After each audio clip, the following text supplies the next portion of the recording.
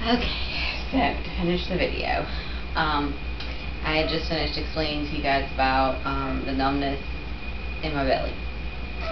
I still have numb areas in my belly, just not as much as when I first had the C-section. It itches a lot, and most of the time they say that's when you're starting to regain the feeling of it, but it can take up to a year for all the numbness to go away, and sometimes all of it doesn't go away. So I'm 4 months after my C-section, and I still have probably at least 10% or 15% numb, and the other just itches. The scar healed up really well. I didn't have any infection in it. Usually afterwards you can't drive for 2 weeks, nor can you take a tub bath for 2 weeks. But you can take a shower.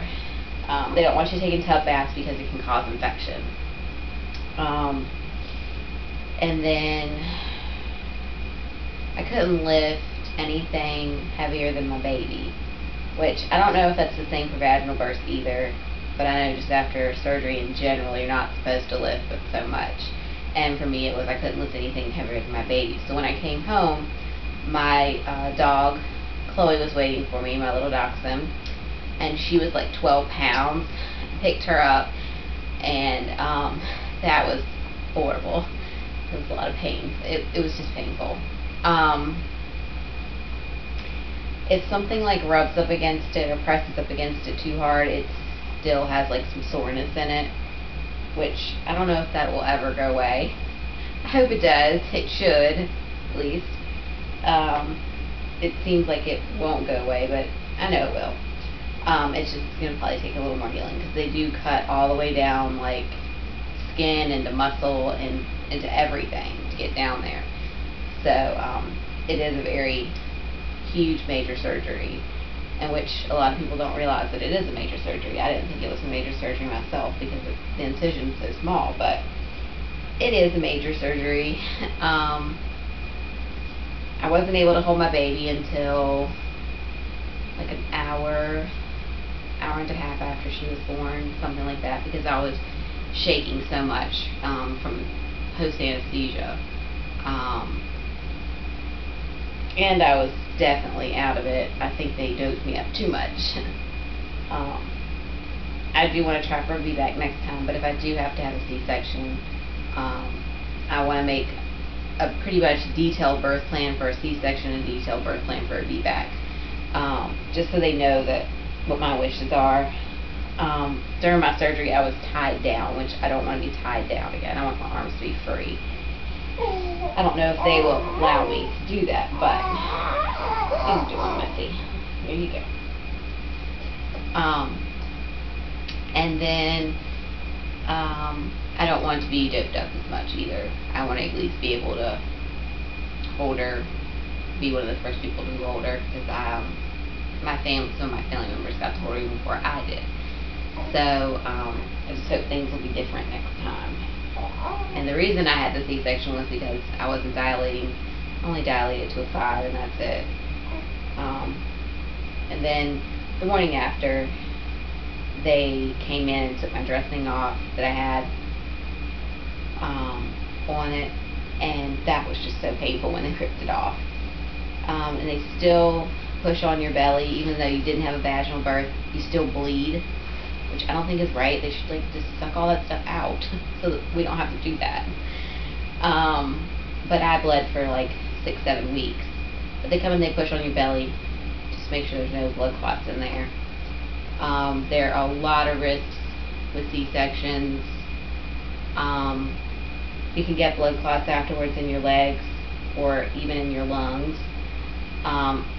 I work on a cardiac floor, and we have a lot of people, not a lot of people, but some women who come up there who have a DVT or a PE, which is a blood clot in your lung or a blood clot in your leg. And I've taken care of some of those women, and they say that it's very painful to have a DVT or a PE. Also, you can get infection, of course. They can actually nick one of your organs.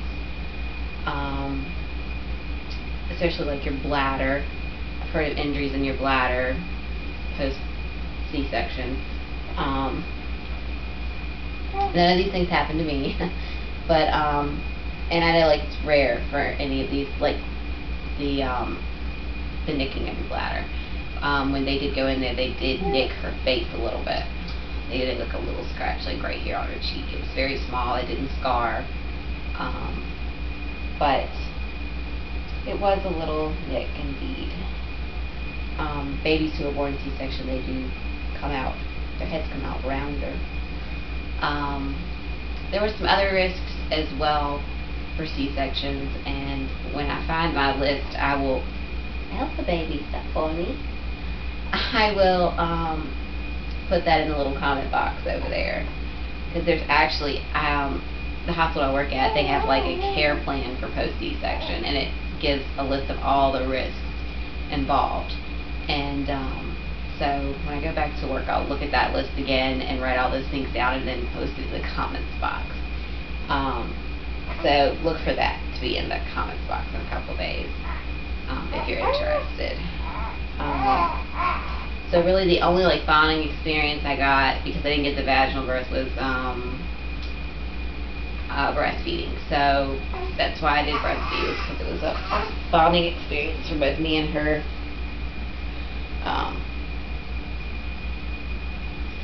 And of course I still pump now, but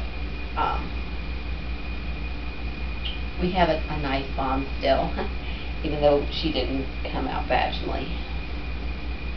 I think that's about it for this video. If you guys have any questions for me about my C-section, everybody's different, of course, but that was just basically my C-section in general.